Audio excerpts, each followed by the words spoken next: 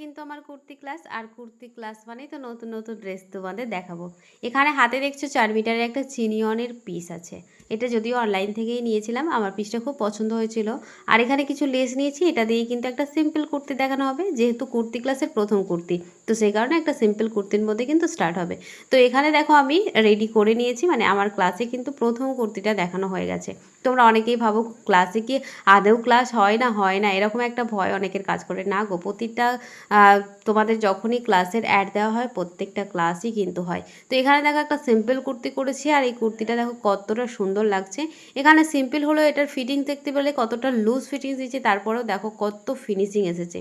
তো তোমরাও এরকম কিন্তু সুন্দর সুন্দর ড্রেস তৈরি করতে পারবে। তোমরাও যদি অনলাইন ক্লাসগুলো জয়েন করো। অনেকের ভয় আছে অনলাইন ক্লাসে কি শেখা যায়?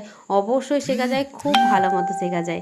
যাই হোক, এখানে দেখো আমি প্যান্টটাও বানিয়েছি, প্যান্টটা তোমাদের দেখিয়েছিলাম, আর এখানে সুন্দর একটা ওড়নাও বানিয়ে ফেলেছি।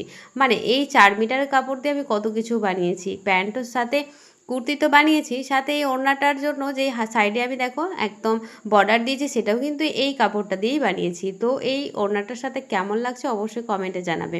ওটা একটা নেটের পিস ছিল। তো কেমন লাগছে আমাকে পরে অবশ্যই জানাতে কিন্তু ভুলবে না। তো আজকের মতো বন্ধুরা, টাটা।